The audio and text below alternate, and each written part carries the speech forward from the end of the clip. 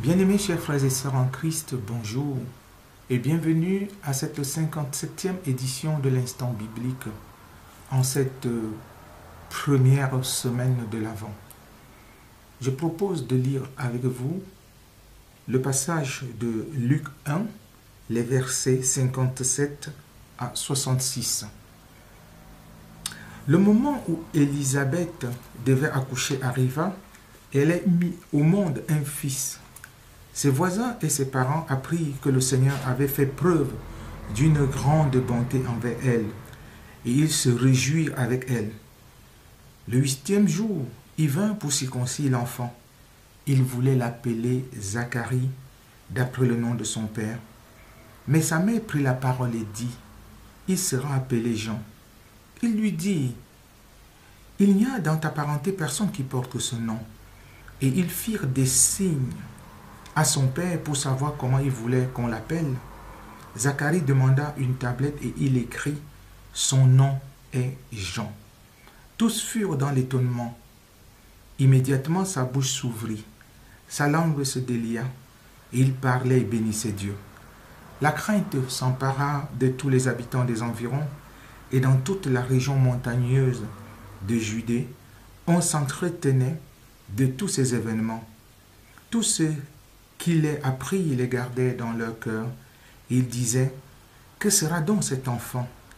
Et en effet, la main du Seigneur était avec lui. Chers bien-aimés, nous sommes presque habitués à de mauvaises nouvelles. Nouvelles de décès, de glissement de terrain, d'inondations, de crash d'avions, de guerre, de bruit de guerre, nouvelles de récession économique, les nouvelles qui ne réjouissent personne.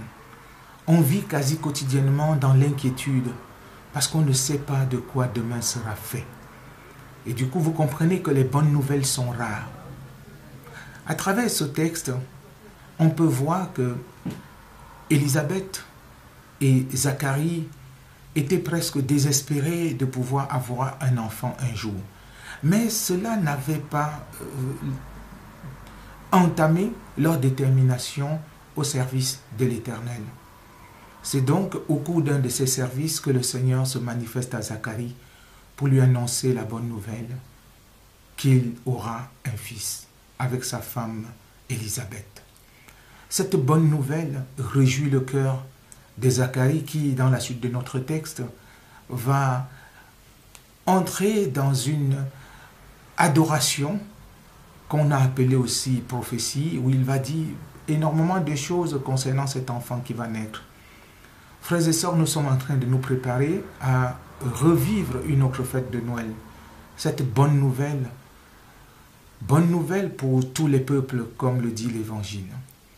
Alors peut-être dans ta vie ou dans nos vies, on a toujours eu de mauvaises nouvelles, mais ne perdons pas de vue que Dieu est plus fort et que Dieu est fidèle et que d'une manière ou d'une autre, il prépare pour nous de bonnes nouvelles. Et mon souhait est que pendant cette période qui vient, que Dieu nous visite avec une bonne nouvelle. Il y a des choses que tu attends de Dieu, des prières que tu lui fais incessamment, depuis peut-être plusieurs années, plusieurs mois, plusieurs semaines, et rien ne se passe. Ne désespère pas, ne baisse pas des bras, mais sache que le Seigneur est fidèle et qu'un jour, il finira par répondre. Il finira par t'apporter une bonne nouvelle. Je nous invite à la prière. Dieu notre Père, nous voulons nous reposer sur toi parce que tu es digne de confiance. Nous nous attendons à toi pour de bonnes nouvelles dans un monde inondé par de mauvaises nouvelles. Donne-nous de ne pas nous décourager. Donne-nous de continuer à te faire confiance parce que dans ta fidélité, tu nous visiteras. Tu nous visiteras tôt ou tard. C'est peut-être une question de temps. Alors donne-nous de ne pas nous lasser, de ne pas nous décourager dans l'attente, mais Seigneur, de savoir que tes promesses s'accompliront toujours. Merci d'être avec celles et ceux qui sont dans la détresse et qui s'attendent à toi. Merci Seigneur de nous exaucer.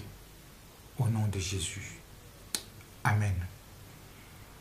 Frères et sœurs, merci pour votre fidélité à ce programme de l'Église protestante unie de la Somme.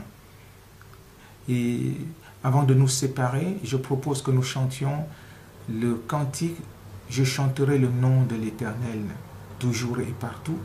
Vous pouvez le retrouver dans le recueil de chants Alléluia, c'est le 12-13. Et Dieu vous bénisse et vous garde. Et Dieu vous accompagne pour le reste de la semaine. Et à très bientôt. Au plaisir de vous retrouver. Au revoir.